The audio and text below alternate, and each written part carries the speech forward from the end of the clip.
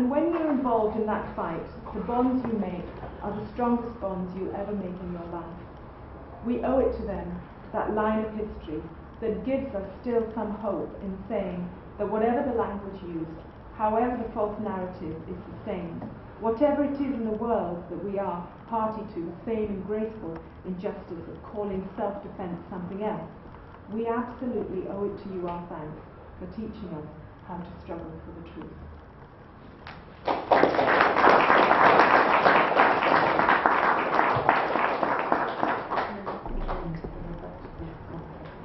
Okay, Kalpana Wilson is going to be talking about her book. We're going to have an opportunity after Kalpana's presentation for people to talk about their experiences, talking about her book, Race, Racism and Development.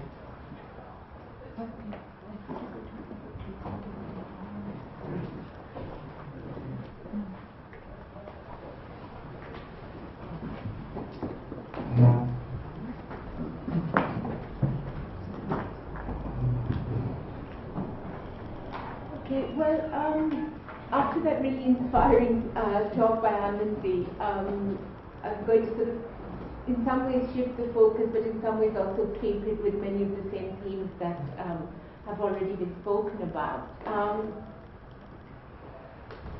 When I heard about this meeting and the whole way that Naeem and others have planned it and conceptualized it, I was really reminded by something which Angela Davis said recently when she was in London. It was, I think, last week. And she, the title of her talk was "Freedom is a Constant Struggle." And one of the main points she made in that talk was to say that it's really important when we remember history, even if we're remembering history of a movement, history of a struggle, to not think of it in terms of a closure, to not celebrate it as something which is over. And of course she was talking about the way in which the civil rights movement in the US has been kind of commemorated by the state, and the whole focus particularly on one man, Martin Luther King, and even within that one particular speech which he made. But the wider point she was making is that that can be really destructive when it's just remembered as something that's over. And what's really important and valuable to us, on the other hand, is when we make those connections and when we say that these are struggles which are not over, which haven't been won, and which are still going on, and we use history as a weapon and as a tool to really think about how to take things forward. I'm going to talk a little bit about the book which I wrote, which came out last year, Race, Racism and Development. And I'm also going to talk, related to that, about some of the campaigns which I and others have been involved with relating to South Asia, in South Asia Solidarity Group, and which we've also worked with organizations here in Birmingham, and a lot of people who are here today, of course, and through groups like 1857 Committee, South Asian Alliance, and lots of others. Now, in terms of the book is called Race, Racism and Development. So, what really do we mean by development? In a way, I think the key point is that this term development is used to link up a lot of things, and particularly to brings together ideas about race and racial hierarchy with current forms of imperialism. When we talk about the idea of what are now called developing countries and other places by implication like Britain are developed, I think in a way the one most important thing to understand is that this isn't just something that occurred somehow, that some countries emerged as being only developing while others are now highly developed, right? This was a very deliberate process. That's why people like Walter Rodney could write a book called How Europe Underdeveloped Africa, because it was a very deliberate process of extracting resources and creating those conditions. And Naeem talked about the famines in the 19th century, which were caused by the extraction of resources by Britain in particular from South Asia. Mike Davis has written another very important book called Late Victorian Holocaust, and the subtitle of that is The Making of the Third World. So it's something which was deliberately done and created. Okay, and the other side of that, of course, is that European capitalist development would never have been possible had it not been built on the institutions of slavery and colonialism, right? And so therefore it's completely dependent on ideas about race and racial hierarchies, completely dependent on racism. So if that's the history of development in a sense, the way we see it now, I think, one is that it's come to be a way that all the sort of different unequal relationships between the global north and the global south, for want of a better term, are described these days, right? The other thing is that there are now all these development institutions. There's, the World Bank, the IMF. There's government departments like DFID and USAID in America, which is specifically to deal with development. And then, of course, there's a whole range of NGOs, right? So there's all these institutions which are a very central part of imperialism today. And this is something I'll come back to. Now, one of the things which I argue in the book, in a way, is that there's all these continuities of racism, but at the same time, the way ideas of race are imagined keeps changing over time, and it changes in response to the changing strategies of global capital accumulation, but it also changes in response to resistance, right? And so, for example, if we think about the uprisings of 1857, which Naeem mentioned, and there's an exhibition downstairs which gives a lot of detail about that whole massive uprising, which was over the whole of the northern part of South Asia in 1857.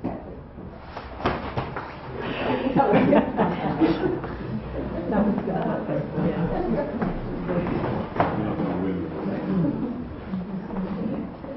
Yeah, obviously in response to documentation. Yeah, I've got some power. So yeah, I mean, in response to this massive challenge to colonial authority and colonial rule, you had on the one hand, the emergence and consolidation of so-called scientific ideas about race. You had the colonial state intervening to categorize people, to measure people, to count people, and the whole sort of the whole organization of the colonial state around these categorizations and these strategies of control. You had an intensification of the segregation in India of colonial rule. So that, for example, relationships between British people and South Asians were banned much more rigorously. But you also had the rewriting of the history of South Asia by colonial historians to make out that the whole history of South Asia was actually this notion of black as a political identity. And then more recently still, on the global level, when you look at the resistance to neoliberal policies, which was taking place across, particularly in sub-Saharan Africa in the 80s, you get organizations like the World Bank coming up with this very racialized discourse about corruption and good governance, saying that Africa is somehow inherently corrupt, and that's why we need to be much more involved in day-to-day governance to sort of bring in good governance and so on. We have to be right there in every single policy meeting of those governments. There'll be an IMF advisor telling people how those policies should be framed. Now, coming into the question of the Ghadar movement, which is one of the reasons we're here today, I think there's very direct parallels with what's going on now. And one of the things that really struck me has been the parallel with the kind of strategies of repression which are going on now. hundreds and hundreds of the Ghadar rebels were incarcerated in the Andamans in a British prison on those islands, which was really very much like a concentration camp. They were tortured there, many were executed there, and there were ongoing hunger strikes and so on. And so we don't have to look very far to see the parallels with what's happening now in terms of the so-called war on terror, with Guantanamo, with the experiences of people like Talha Hassan, who's been extradited and is being held in solitary in a supermax prison in the US. Similarly, after the 1857 uprisings, the British undertook what they called collective punishment, where whole villages would be, the people would be executed, there were mass rapes of women and so on. So this idea that, it's actually, when you're facing resistance to imperialism, the answer is random collective punishment. We're seeing the same thing with the drones in Pakistan, as Naeem has said. And now, in a way, Ghadar was one of the key sort of questions, as has been said, was the challenge to racist immigration laws. But they linked together the questions around migration, the broader questions around imperialism and its relationship to racism, which they faced on a day-to-day level. And this is, of course, a continuing strand for movements of anti-imperialist solidarity, like the ones which people have talked about, like the ones the AYMs were involved with, and some of the ones which are still going on today. But I think it's especially important to think about that kind of connection being made by communities which have migrated, or whose parents and grandparents have migrated. It's especially important to think of it now because the British state, the US state, are very involved now in this idea of involving diasporas in development, right? And they're doing this through, particularly DFID is very engaged in this idea. And I've talked about this in my book, but I think clearly what we have to understand is that it is very much about, using these groups to kind of give this very kind of authentic face to what's still very much an imperialist project, right? And it's also got this very underlying idea of civilizing the natives all over again, but this time through these people who are settled in the West and are therefore supposed to be kind of already civilized. And this is particularly in the context of the war on terror. For example, there was a recent report about the Pakistani diaspora in Europe and its impact on democracy building in Pakistan. And just to quote from this report, it says that diaspora members have a lot to contribute as they have seen how democracy and democratic institutions work. Right? What they've seen of it, we know. But anyway. And of course, the diaspora involvement in Pakistan, being promoted by the British government at the moment, is explicitly related to what they call de-radicalization through organizations like the Quillian Foundation and others. And it's part of a sort of bigger strategy which both Britain and the US in particular are pursuing at the moment, where they want to incorporate diaspora organizations into broader economic, political, and of course strategic objectives. So I just want to quote to you from the former US Secretary of State Hillary Clinton, who has explicitly described diasporas as the core of smart power for the US, right? And she made a speech a couple of years ago to launch as something called the International Diaspora Engagement Alliance in America, which is aimed to bring diaspora communities into the fold of US foreign policy and development. And then what she said in this speech, I'll just very briefly quote to you. She said, because of your familiarity with cultural norms, your own motivations, your own special skills and leadership, you are frankly our Peace Corps, our USAID, our State Department, all rolled into one. Yes, we have a very strong force in our organized diplomatic efforts, our development professionals, and certainly our defense establishment.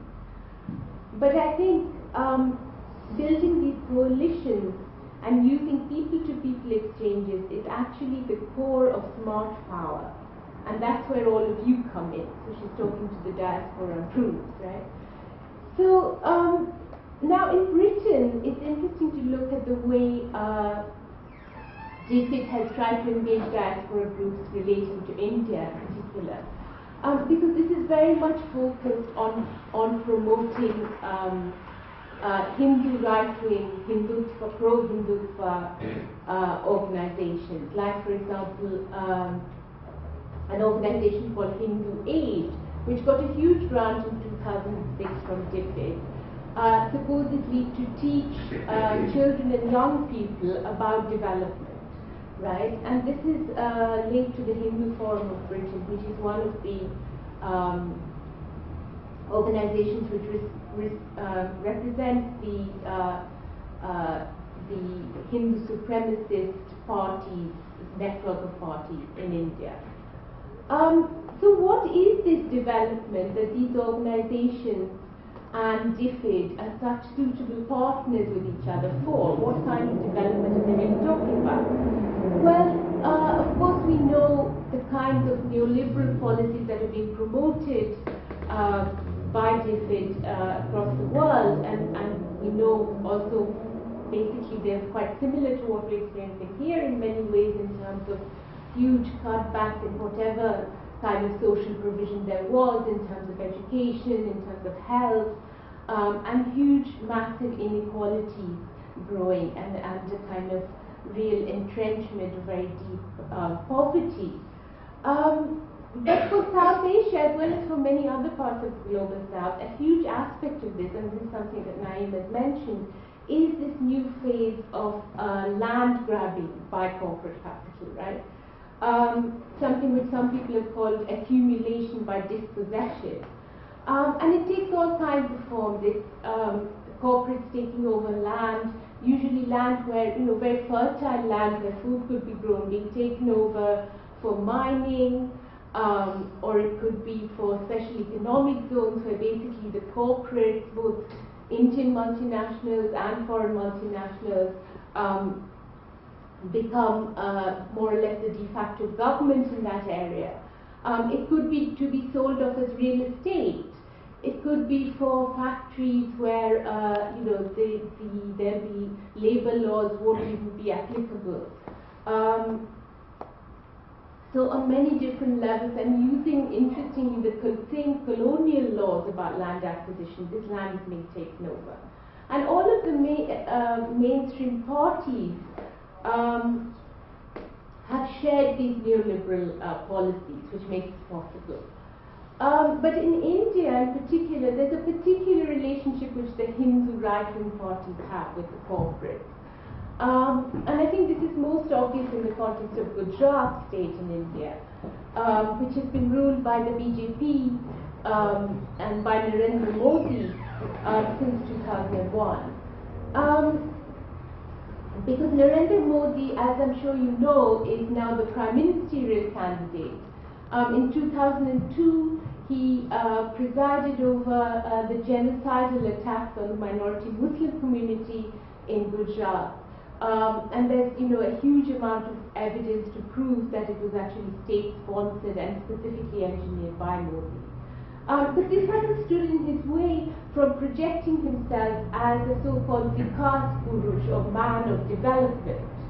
And the kinds of development which he's so proud of in Gujarat, well, they involve huge swathes of the land and the coastline being converted into special economic zones, or what are now called special investment regions, and handed over to corporates which are heavily subsidized by the state. So what this means is that although Gujarat has a relatively high level of economic growth, it's now one of the states with the highest incidence of child malnutrition in the whole of India. Recently, even official figures showed that 44.6% of children under 5 are malnourished in Gujarat, which are figures which can only be compared to the poorest states in India.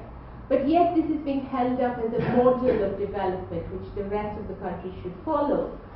And as a result of this model, the BJP is now the ruling party of choice for huge sections of Indian and transnational corporate capital. So even before Modi announced his running for prime ministerial candidate, and still having indictments against him for the 2002 genocide, he'd already been endorsed as the best person for the job by the leading corporate billionaires in India, including Ratan Tata, Mukesh Ambani and Sunil Mittal, who claimed that Modi was the CEO of Gujarat and he could also run the nation along the same lines, right? But once again, just as in 1857 and just as in the time of Ghadar, there's of course a huge amount of resistance to these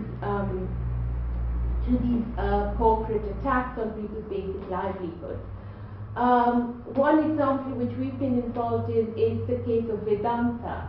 Now Vedanta is actually a British company listed on the UK Stock Exchange, and it's run by Anil Agarwal, who is known as the 17th richest man in this country. He has been, feted by David Cameron on David Cameron's last visit to India. He made special mention of push Vedanta's interests. And it's an aluminium mining company which has sought, in particular, to destroy the environment where a particular Adivasi group have their home and destroy their livelihood. They're called the Dongria Khons, and they have organized over many, many years resisting this, and particularly in defense of a mountain called Niyamgiri, which is kind of sacred to them, but which is also the basic source of their livelihood and survival. And they have a whole history of resisting the colonial state and subsequently the post-independence Indian state. And recently they actually had a victory where they managed to,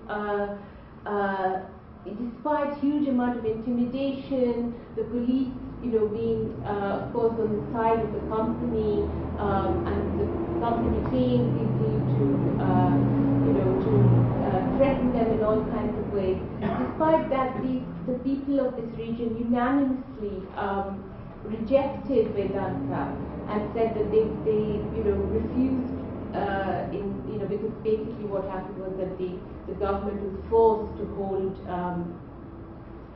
local level a referendum on it locally, and there was a unanimous rejection of this. But the struggle is still ongoing because there's no guarantee that the state will actually keep its promise to listen to what people have said.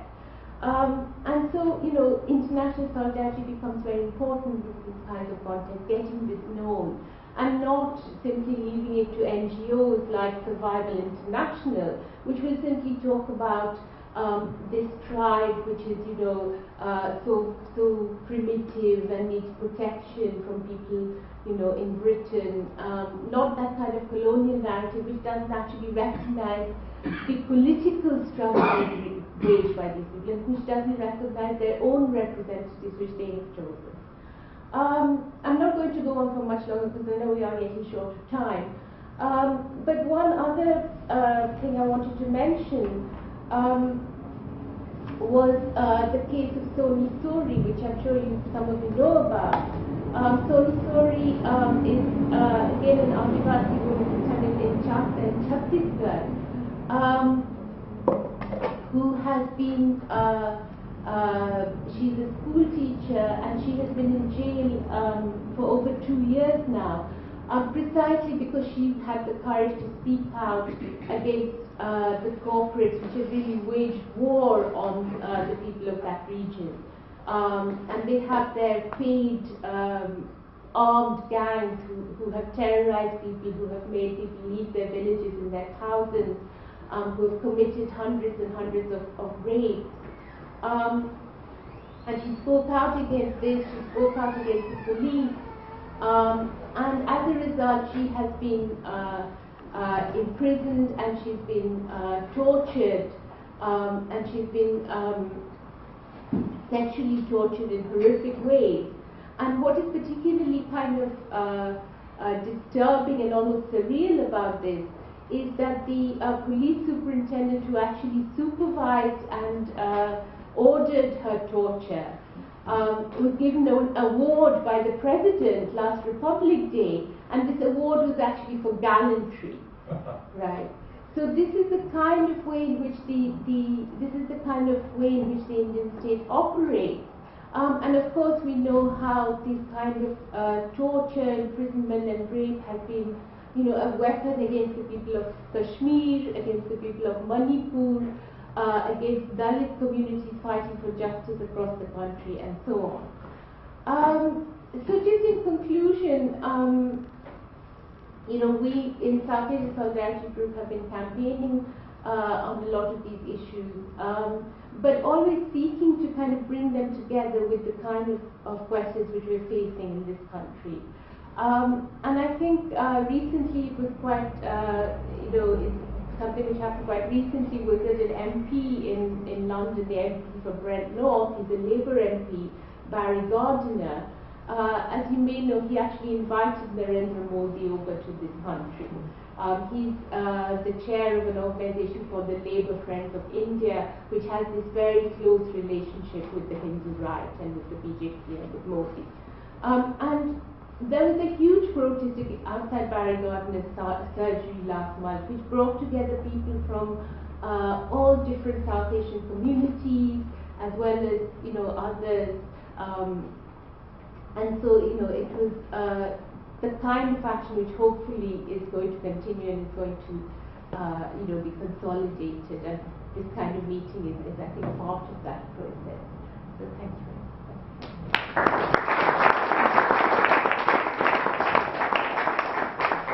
Before we open the floor for contributions from AYM members and also then the Q&A session, we're going to be circulating a cup for contributions, donations for today, for us and all of the costs and everything. Yeah, sure. Okay, so we sort of said we wanted to hear from people who are actually involved in the AYM first, and then, sorry it's a bit disjointed, but we're trying to cover a lot of territory today. Do you want me to sit here? Yeah. There might be questions that maybe.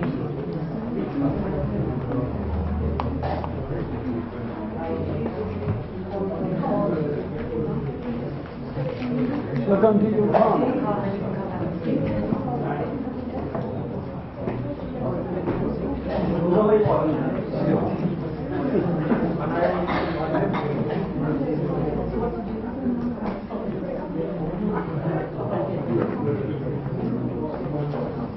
Okay, so is anyone who would like to speak about your reflections on? Yeah. I'll take you on. I think very rarely they mention three things, which is enshrined constitution of Ghadar Party: equality, casteless, religiousness. Because they have learned after 57, when the British rulers used that three things against society. So very rarely anyone mention about that. I mean, this is the important thing for Ghadar Party, because even first president, he brought Lala Hardayal from Harvard University, and Lala Hardayal wrote many books about religion and caste and things. He said Indian society is holding back that kind of thing. But we never mention that kind of thing when we are talking about Ghadar Party. I think if anybody harboring these kinds of things now, they are not respecting the Ghadar Party and appreciating the party's things. So we Second actually, question. Hold on one point.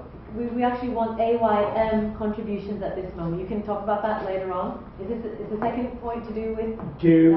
Okay. Yeah. Okay. when she mentioned about Indian Workers Association, their loyalty to back to there. It's not. Indian Workers Association, for the time being now, not affiliated anything. Even Indian Workers Association had brought Michael X, and we have a plaque there now, only 50%. We support every progressive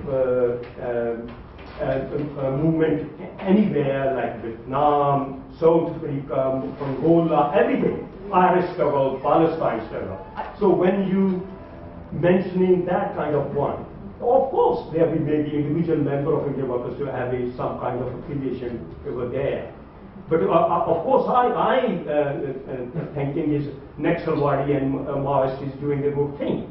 So it doesn't mean I'm a Indian Workers Association affiliate that. So I didn't like that. It was in the origin of the IWA, maybe not now, but certainly. No, not never. Because I'm a member for many decades, never affiliated to anybody. It's a pleasure hearing your talk. I was wondering, you mentioned the different types of racisms. What about the Islamophobia? I mean, what about the Islamophobia of the left? Certain sections of the left are quite Islamophobic, and I've noticed a streak of white supremacism on the left, and also their Eurocentrism, as I feel like they try to colonize, Asian groups, movements. I think I just wanted to say that I think we need to. This was a question directed at them. Yeah, I know. Before we move on to the Q&A thing, I think we need to hear from some of the people who are members of the AYM. We want at the to hear time. specific contributions. They will answer that. Yes. Yeah. They will answer. Just we'll point at you then. How's that? I'd just like to start by congratulating Anandi and also Kalpana on documenting the history of the Asian youth movement.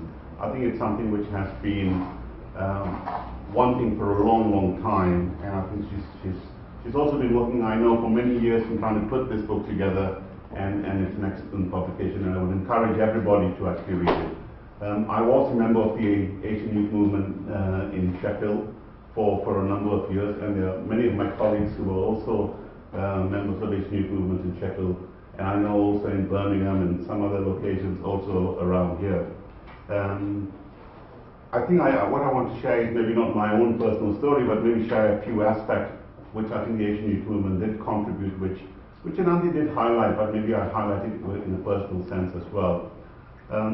Clearly, many of the Asian youth movements, all of the Asian youth movements had a very strong anti-imperialist perspective, and they brought that in any of its political actions, in any of its organizations, in any of its activities they actually did, and this was shown in many different ways as well. Three things. One, I think, which I think back and when I look at what some of us did, one was education. It was actually essential for members of the Asian youth movement to actually take a lead to make sure that they actually educated themselves. We held weekend sessions where we actually went away and we studied history and we asked each other questions with regards to our histories, the history of the black communities in the UK, the histories of communities in countries where we came from, in North America, and so on as well. And it was critical that we actually understood these and the activities that we also organized. I mean, I still reflect back at the weekend schools that we actually had. I also still reflect back at when from Sheffield we used to travel to Manchester and have discussions with our colleagues in Manchester as well with regards to the activities that they are organizing, why they're organizing, and so on and so forth. Another area, and this is something which Anandi did bring up, is it was very important for us to actually draw the links with other struggles that are happening internationally as well. Anandi mentioned the support for the Republican movement in North of Ireland. And we organized trips for people to go over. We encouraged our younger youth movement members to make sure that they were also able to go over. I mean, I remember when I first went over to Belfast, my very first trip to Ireland many years ago, and this was when the Sinn Féin were doing some huge demonstrations, and there was also a NORAD delegation. Some of you may remember NORAD, some of you may not remember NORAD right now, from North America when they came over. And there was a lot of collateral, and there were plastic bullets going on there. For me, it was a pretty frightening experience, but it was nevertheless an experience. We also visited many of the Sinn Féin shops there. We also went for education lessons there, and we learned. We learned from how people organized, how people agitated, and how people drew up various different strategies as well. And we brought this back to our own communities as well.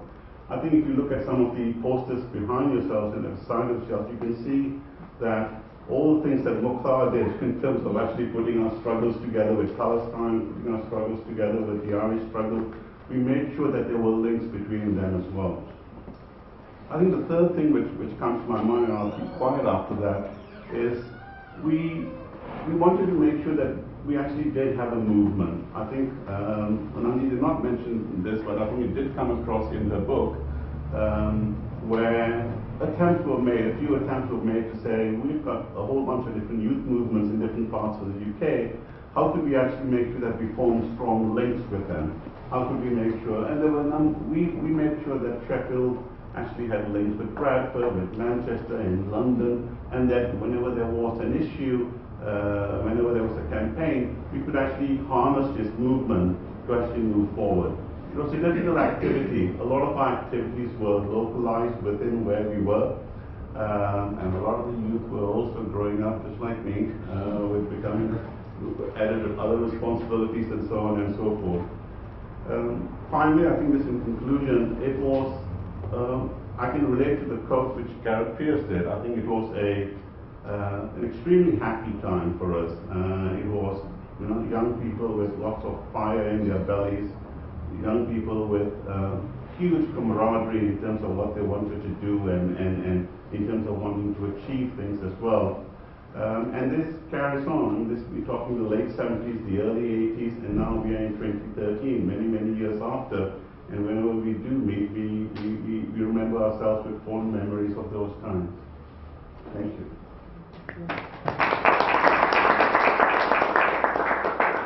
Anyone else? I think there's people in the back.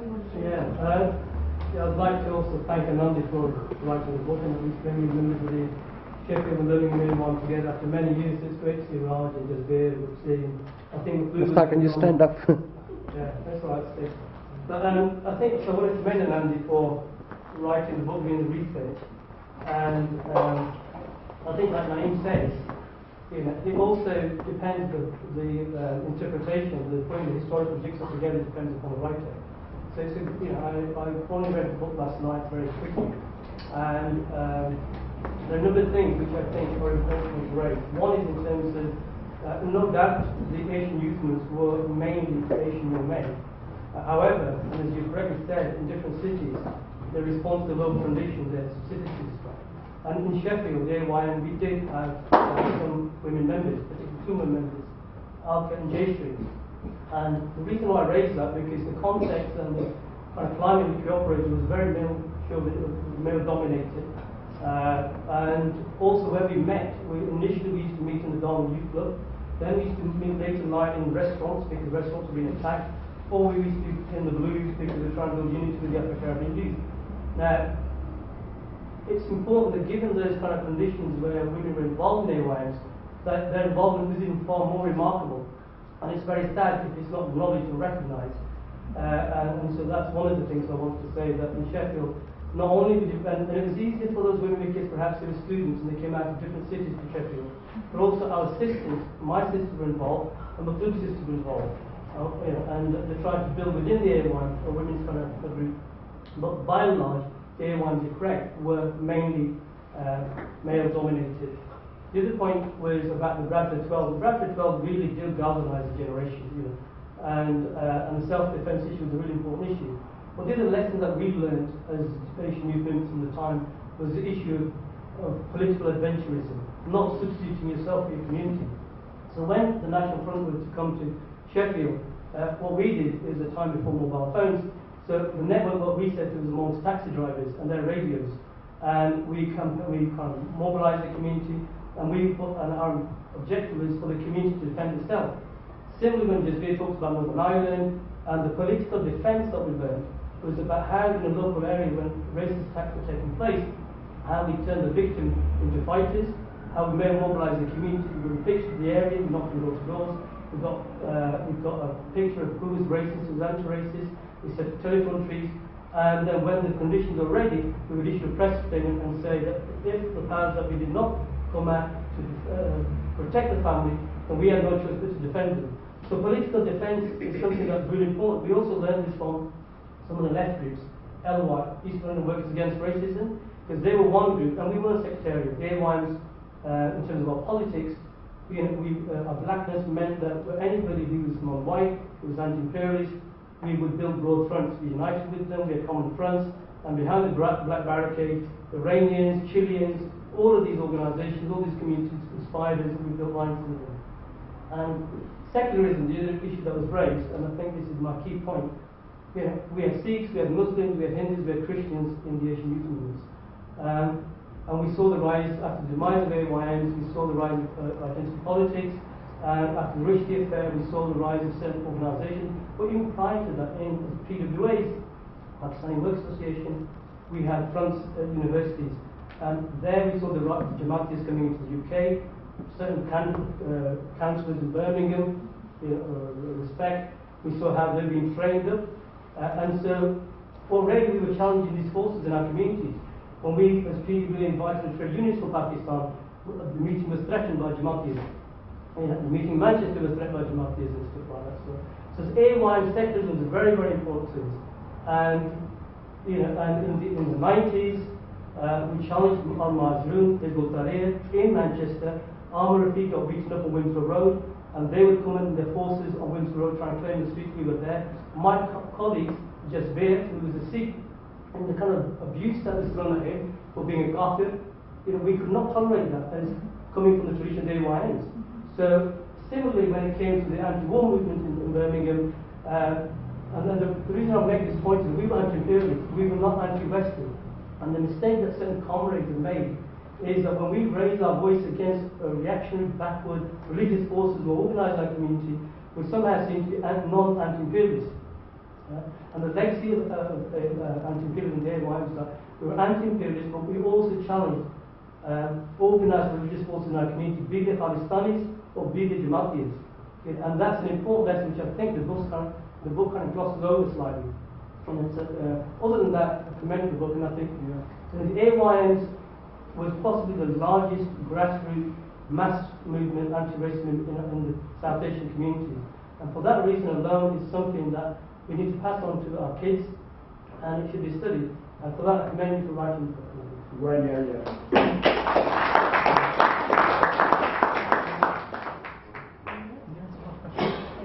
Is it a question? We're going to have time for yeah, thanks, Alan.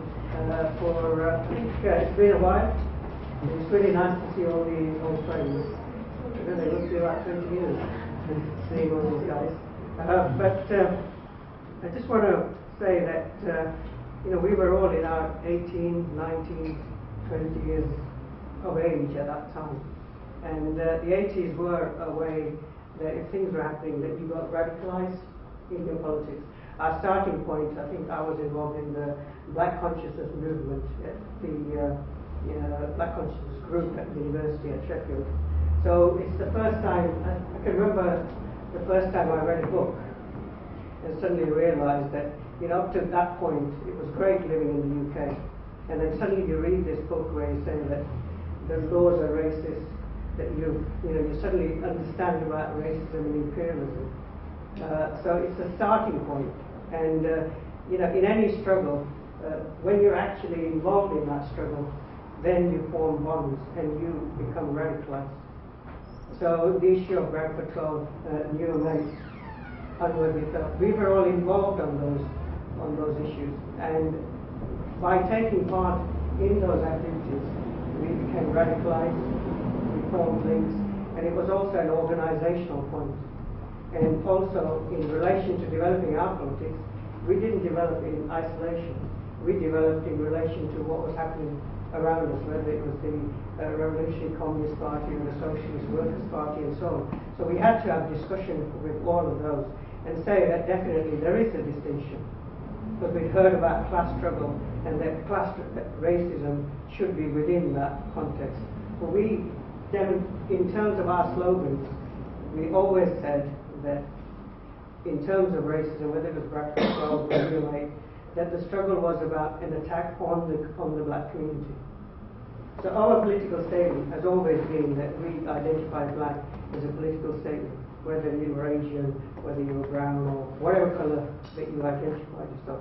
And that's what radicalized us. And in terms of once you become radicalized and understand your own oppression within the society, then you can relate to struggles internationally, whether it's in India, whether it's in Africa, and so on. So on my personal journey, you know, I ended up being radicalized and went to Maxwell Valley, you know, so places like that. So it's a journey that you go through. And it was a point in time in the 80s when all of those things came together and you become radicalized. And I think hopefully, I'm glad somebody's actually written something about those. And it's nice to have those memories again. And hopefully it will serve as an inspiration, because by studying that history, and when you look at universities and so on now, it's very, very sad that you see that a lot of the societies that you've got are not based on secularism, but they're based on religious societies and so on.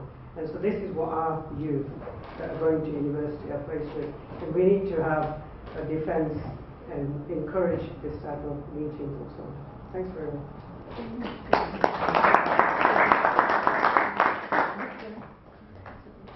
Congratulations on the vocabulary, I'm afraid yet, but on them.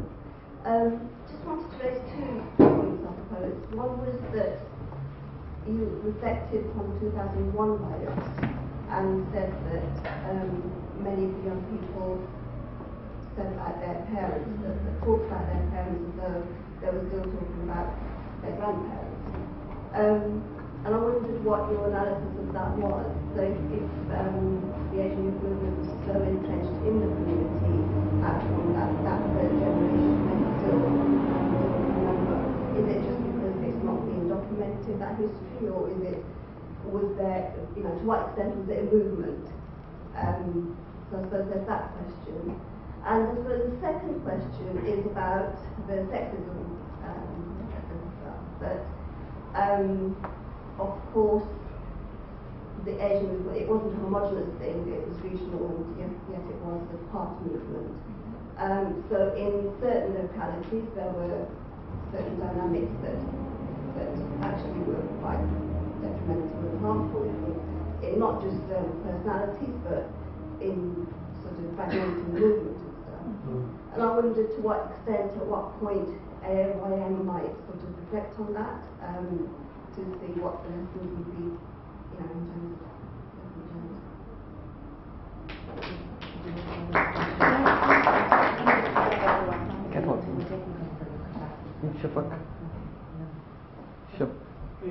I just wanted to give my experience of Birmingham.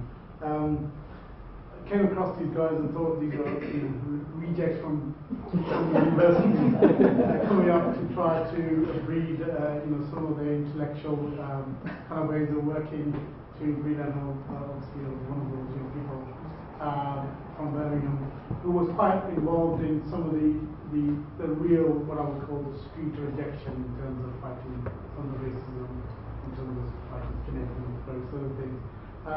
But it did give us some ways of really putting some perspective. Same as what I'm saying, that looking at books and saying, "Are you radicalized?" I think there were people there.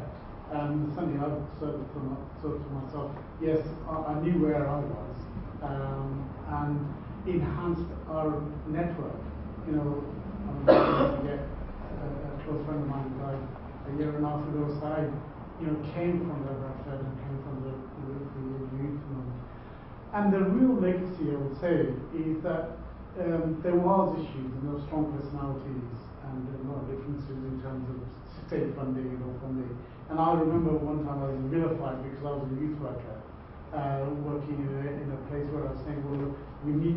have the new generation people coming through. And people say, no, that's a state associated. But the legacy is that, if you look at even the Pakistani or Kashmiri organizations, well-established organizations, that really got the intellect kind of compromising the thought that this is an anti-imperialism war that they're having. And even to this day, people, even one of the ex-prime ministers of the party in Kashmir, remember Syed so well, saying this guy, gave me some thought about where we were fighting, semi-colonialism, living in Kashmir. So in some senses, that contribution, I think, is phenomenal.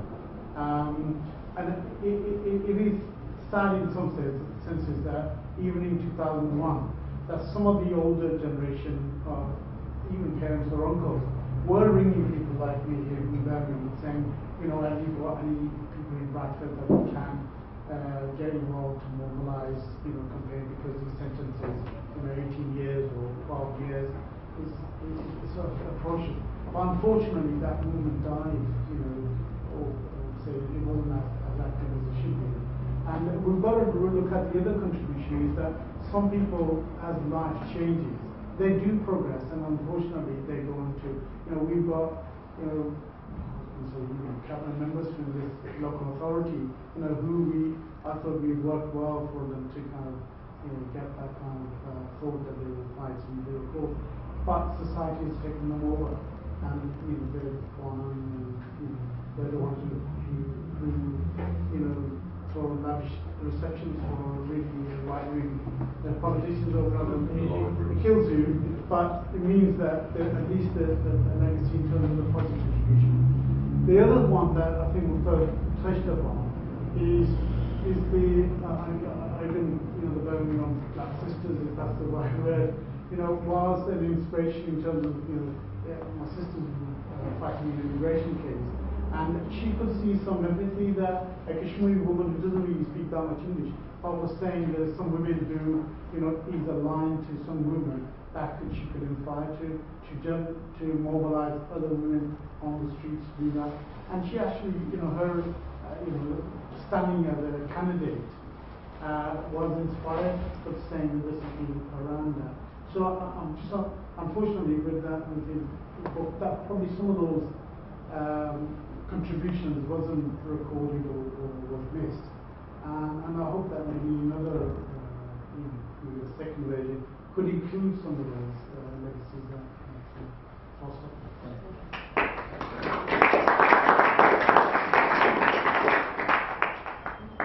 I think we'll see.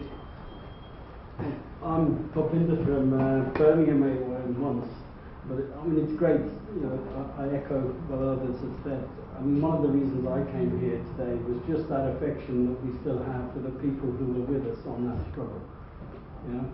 And my 14-year-old a few months ago discovered some YouTube video with me in an uncompromising political position,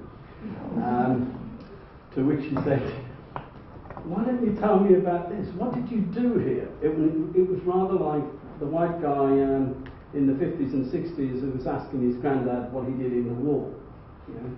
And I believe one wonderful way to understand the experience of the Asian youth movements, the Black Sisters and others, was that we were the offspring of the first immigrants in that post-war period, mostly from the Indian subcontinent and the Caribbean communities, etc. And alongside that, we also had Roman Catholics in Ireland and the various struggles that would bring up. I've no doubt that it's a history whose story should be told and will be told. I know there are certain truths that the AYM often took the opportunity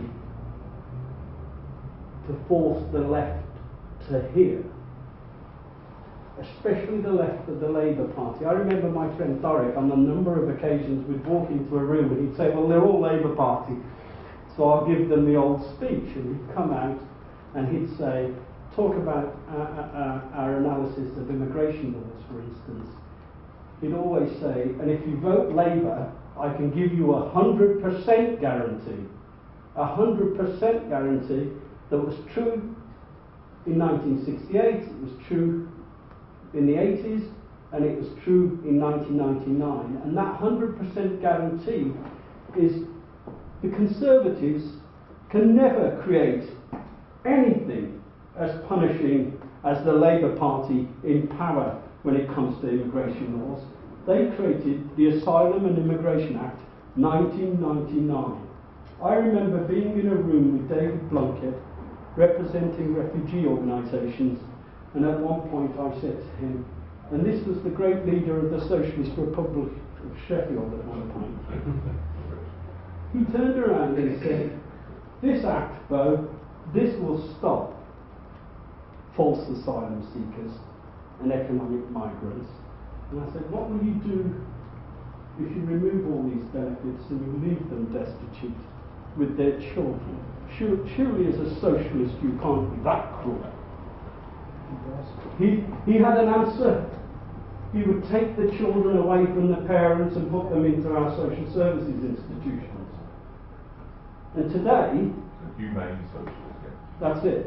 But today, as a direct consequence of that, and that's why I get some sadness when I very occasionally go to rooms like this where a lot of my left old Black Power colleagues are present.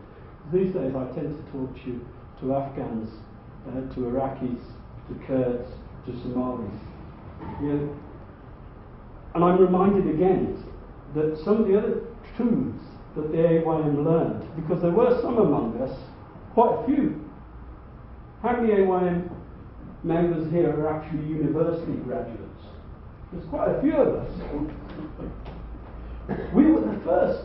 We were the first. We were the cream of our mothers and fathers' children. We were the offspring. And when we found the reality in the universities, what was the reality we found? They created a pathology of our communities. They told us everything was generally analysable, and the way they analysed, we were the newcomers, and they controlled the world, and they explained why it was we were deficient, and we knew that meant nothing to us. We learnt their tricks, we passed their courses, we came home. And I'll never forget coming home to Birmingham in the 80s and reading Seven Anders, A Different Kind of Hunger. At last, I knew what the university hadn't given me. And the AYMs did. So you they have your gave back us new towards ideas. us. Sorry, but then you have your back towards But us. what I would say is, Yeah. I'd encourage everybody in this room, if you're not a part of the refugee struggle in Britain today, join it. Because they need you. In our detention centres, women are raped, not once or twice or rarely, but regularly. Children are detained. If you want to know the horrors of what Fortress Europe aimed to create, you see it as the people come to Lampedusa. And the most horrible scene I read about recently was sent to me by a UN refugee guy, and he was amongst Italians taking the bodies out of the water. And they found one woman, and they thought, oh, she must have a rope attached to her. Her body was particularly difficult to move. It was an umbilical cord, and the fetus was in the stocking. And when 90 people died because they had no water in a desert, that was the Fortress Europe that AYM was fighting against. And what I do say, absolutely, the story of chicken tikka and fish and chip shows that the AYMs, the Black Sisters, and the first generation, we breached the fortress. We're here to stay and we're here to fight. But please, bring that fight. Join this struggle to the new struggles of refugee communities. The bourgeois intellectuals are already calling it super diversity, community cohesion. It mentions nothing of the images I've just mentioned. And that's why we have to return back to the refugee struggle.